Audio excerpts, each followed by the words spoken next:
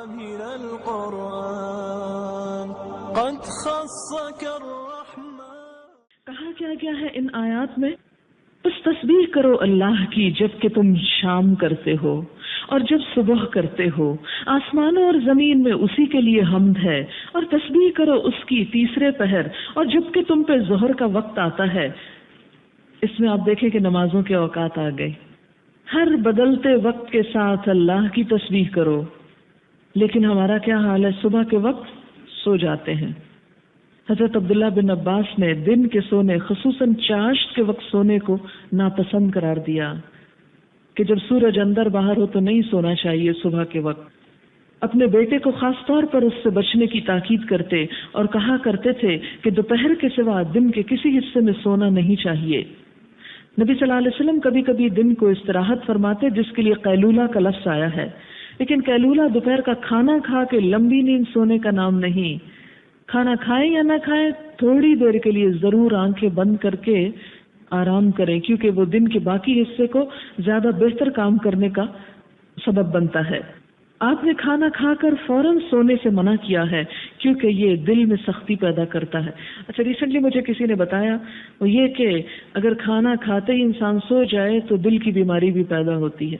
Physically بھی دل کی بیماری کا اندیشہ ہے. اور نبی صلی اللہ علیہ وسلم نے روحانی طور پر بھی دل کی سخت ہونے کی بات فرمائی ہے. آپ دیکھیں کہ یہاں پر ہر بدلتے لمحے میں اللہ کا ذکر کرو. نمازوں کے اوقات آپ دیکھیے سورج نکلنے سے پہلے کے وقت میں نماز پڑھو. پھر ایک سورج نکل آتا ہے اور آپ دیکھیں کہ دوپہر تک خوب پیک پہ پہنچ جاتا ہے. پھر ڈھلے نماز پڑھو. پھر اس کے بعد عصر کے وقت ایک اور ڈھلان ہوتی ہے اس کی پھر نماز پڑھو. پھر اس کے بعد مغرب ہو جائے پھر نماز پڑھو. اندھیرا ہو جائے پھر نماز پڑھو. کیوں؟ اس لیے کہ ایک ہی وقت میں ساری نمازیں نہیں کیونکہ یکسانیت بوریت ہو جاتی. پھر آپ دیکھیں کہ وقت کی تبدیلی کے ساتھ ساتھ اللہ کو یاد کرنا جاری رکھو. کسی بھی وقت اس کو بھولو نہیں ہر چیز کے کنارے پہ. پھر اسی طرح انسان کو یہ یاد رہے کہ ہر چیز بدل جاتی ہے اللہ کی یاد نہیں بدلتی وہ اپنی جگہ قائم ہے. آپ دیکھیں کہ جب تبدیلی وقت ہوتا ہے تو سائیکولوجیکل پریشر انسان پہ بڑھتا ہے خاص طور پر مغرب کے وقت عصر کے وقت. آپ دیکھیں کہ جب ٹائم چینج ہو رہا ہوتا ہے نا تو انسان کے اوپر ایک خاص قسم کی کیفیت آ رہی ہوتی ہے. تو اس وقت میں کیا کر جب وہ تبدیلی آ رہی ہو تو اللہ کی عبادت میں مشغول ہو جاؤ تاکہ نہ بوریت ہو نہ ڈپریشن ہو. لیکن ہم ٹائم کی تبدیلی کے ساتھ اور شغل میں مشغول ہو جاتے ہیں اور سال کی تبدیلی اور سینچری کی تبدیلی کے وقت کسی اور غلط کام میں لگ جاتے ہیں. جبکہ اصل حکم کیا ہے؟ اللہ کو یاد کرو. جب وقت بدلے جب کیلنڈر بدلے اللہ کو یاد کرو. اور پھر آپ دیکھیں کہ ان چیزوں کے بدلنے سے انسان کے موڈ اور رویے اور پلاننگ بدلتی ہے. تو جب کوئی بھی کام اللہ کی یاد میں کیا جاتا ہے اوقات کے بدلنے کے ساتھ تو انسان زیادہ انرجیٹک محسوس کرتا ہے. پھر اس کے اوپر حسرت و یاس نہیں آتی.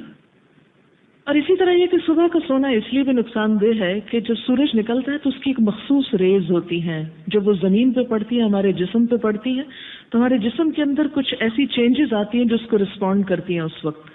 اور اس وقت اگر انسان سو رہا ہوتا ہے جب بالکل اٹھنے کا اور پرندوں کے ساری مخلوق کے جاگنے کا وقت ہوتا ہے اس کو ہم جب سو کے گنواتے تو ایک نحوست سی طاری ہوتی ہے. آپ یاد رکھیں کہ نبی صلی اللہ علیہ وسلم نے صبح کے وقت جاگنے والوں کے لیے برکت کی دعا کی ہے. آپ نے فرمایا اللہم بارک لامتی فی بکورہا، اے اللہ میری امت کی صبحوں میں برکت پیدا کر دے. تو اپنے اوقات اس طرح رکھیے سونے کے کہ جس میں صبح کا وقت آپ کے اچھے اچھے کاموں کی نظر ہو، اچھے اچھے کام کریں. اب بہت سے لوگ کورس کرنا چاہتے ہیں لیکن صبح کی نیند کے ہاتھوں پریشان ہے کہ اٹھ نہیں سکیں گے تو آئیں گے کیسے.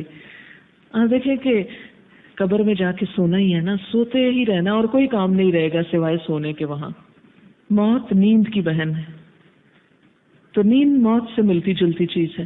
اگر نیند بہت پیاری ہو تو میں اپنے آپ کو ہمیشہ یہی کہتی ہوں کہ مر کے تو سونا ہی سونا ہے نا، یہی تو کام کا وقت دیا گیا ہے.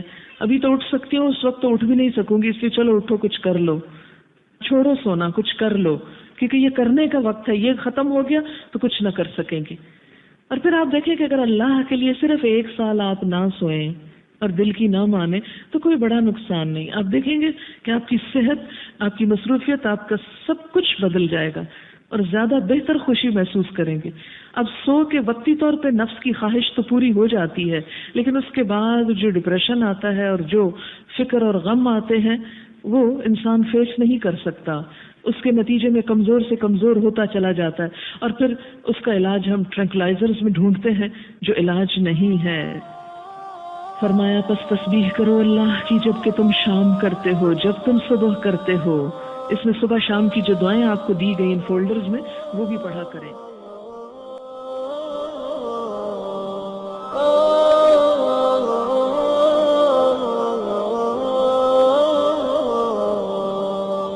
يا حامل القرآن